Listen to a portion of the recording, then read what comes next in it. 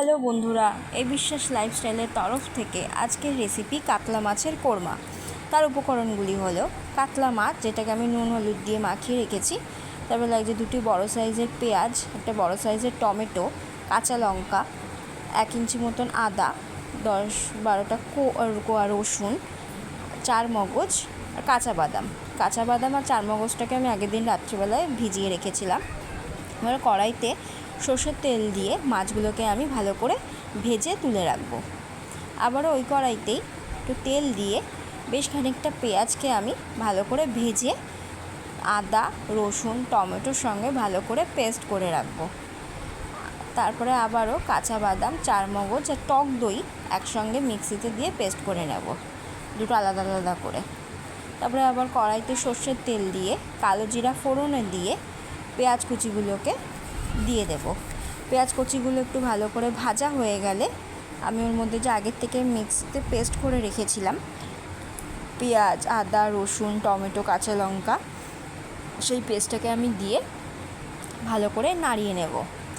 ভালো করে নাড়িয়ে নিয়ে আমি ওর মধ্যে আবারও কাঁচা বাদাম 4 মগজ আর টক দইয়ের পেস্টটাকে দিয়ে দেব।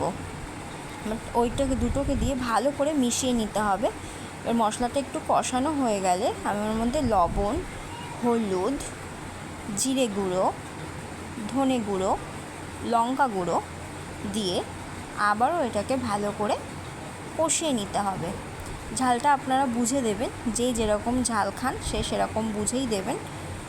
এবার মশলাটাকে ভালো করে কষিয়ে নিতে হবে। আমি অল্প একটু জল অ্যাড করেছি, এবার মশলাটা নিচ থেকে লেগে না যায়। এবার একটু জল অ্যাড করে আমি মশলাটাকে ভালো করে কষিয়ে নেব।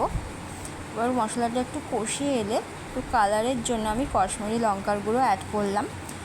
কাশ্মীরি লঙ্কার গুঁড়োটা দিলে কালারটা একটু ভালো আসে। এবার আমি মশলাটা ভালো করে কষাবো যতক্ষণ না তেল ছেড়ে আসে। এবার মশলাটা আমার কষানো হয়ে গেছে, আমি এর মধ্যে জল দিয়ে দিলাম। এবার জল দিয়ে ঝোলটা ভালো করে ফুটে এলে আমি আগের থেকে ভেজে রাখা মাছের টুকরোগুলো একে একে দিয়ে দিলাম। এবার দিয়ে এটাকে ভালো করে নাড়িয়ে ঝোলটাকে ফুটতে দিতে হবে। ভালো করে ঝোলটা ফুটে এলে আমি গরম মশলা দিয়ে এটাকে নামিয়ে নেব। আমাদের তৈরি হয়ে গেল আজকের রেসিপি কাতলা মাছের কোরমা। আপনাদের কেমন লাগলো অবশ্যই জানাবেন। ভালো লাগলে লাইক কমেন্ট আর আমাদের চ্যানেলটিকে প্লিজ একটু সাবস্ক্রাইব করে দেবেন।